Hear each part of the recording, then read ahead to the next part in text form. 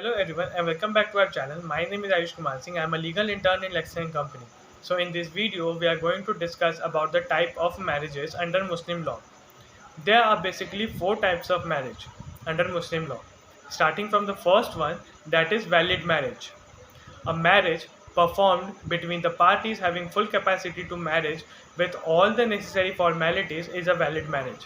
The legal effects of the valid marriage are: first, status of husband and wife conferred; second, status of legitimacy of the children conferred; third, mutual rights of inheritance conferred on the parties; fourth, the husband become entitled to restrain the wife's movement in a reasonable manner; fifth, wife acquires the right of maintenance, door, and residence; sixth, wife become bound to all the conjugal union, obeys the command of her husband, and to be observed iddat; and lastly, prohibits the prohibited degree of relationship created between the parties.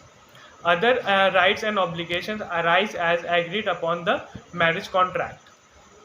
So now coming on the second type of marriage, that is irregular marriage. Relative prohibitions are those prohibitions the compliance of which are not mandatory, either irregular or valid, or do not affect any validity at all.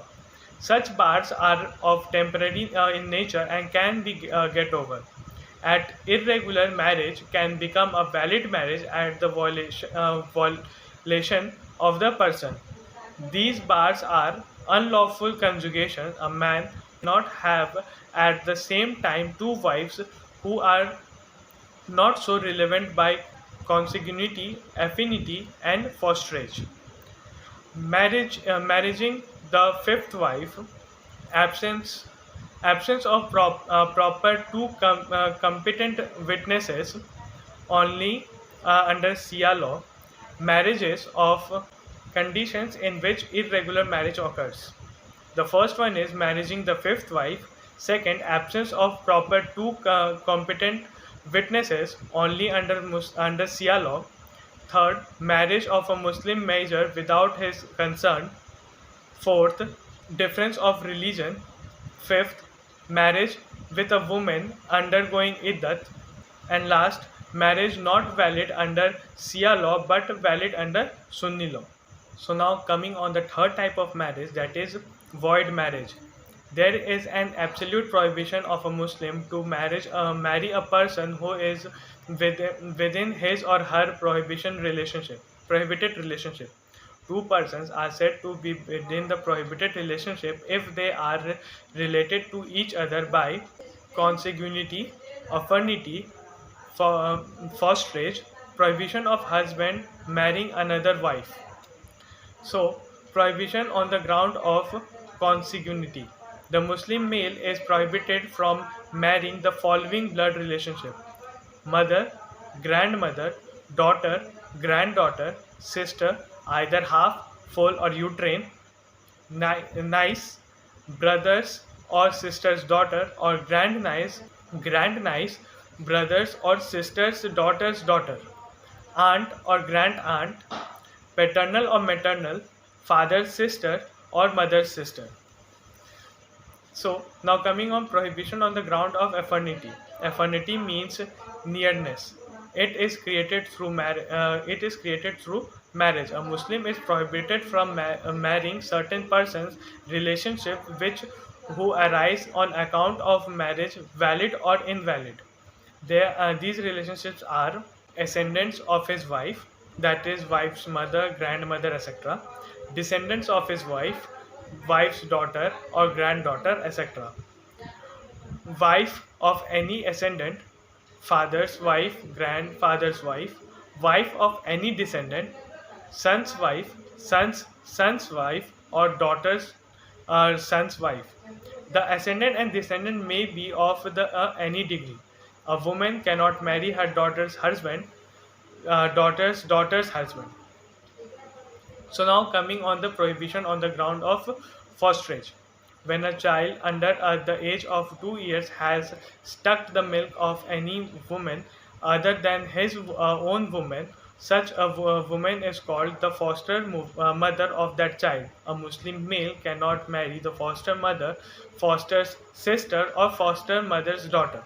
Now, the prohibition has become outdated because in the most of the families of Indian Muslims, there is relation is not in practice. So, prohibition of a husband marrying another wife, a marriage which is a marriage with a Muslim who has her husband alive and who has not been divorced by his is void or bigamy of wife. Even if a ground of divorce is available to her under the dissolution of Muslim Marriage Act 1939, she has to prove that the ground and obtain a court's decree before marrying another person. So now effects of a void marriage. A void marriage is one which is unlawful in itself. The prohibition against the marriage being perpetual and absolute. A marriage with a woman prohibited by a reason of consanguinity, affinity, or forestage is void. A void marriage is no marriage at all, and no legal consequences follows from it. It is called a marriage because two persons have undergone the necessary formalities of a marriage. Such marriage confers no right and obligations, neither Dor nor Iddat, and the child are illegitimate. Such marriage can not be validated. No legal actions is necessary to declare such a marriage as void. Since the marriage is void ab initio from the beginning, the parties are free to go their own way. If the wife entitles into another marriage, she is not being guilty of bigamy. In for such a marriage has been consummated, the wife becomes entitled of a customary dowry only. So now let's come on the mutta marriage. Mutta marriage is a kind of a temporary marriage recognized only in the Asaria Shia school of Muslim law. The term mutta implies enjoyment or use. It is a marriage for pleasure.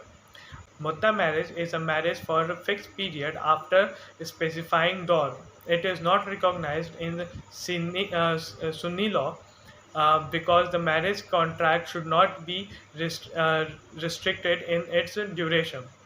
Under Sunni law, a marriage for a limited period is void. The specified period may be a day, a month, or a year, or a term of years. The male Shia Muslim may contract under mutta marriage with a Muslim, Christian, Jewish, or a fire worshipping woman, but not with the followers of any other religion. Mutta marriage with a Hindu woman is void. A female Shia is not free to contract mutta marriage with a non-Muslim. So now let's see the essentials of mutta marriage. Period should be fixed. Some door should be specified. The rule about number of wives or to four as in regular marriage does not apply to mutta marriage. There must be a proper contract in the form of offer and acceptance. The parties must have attained the age of puberty and must be of a sound mind.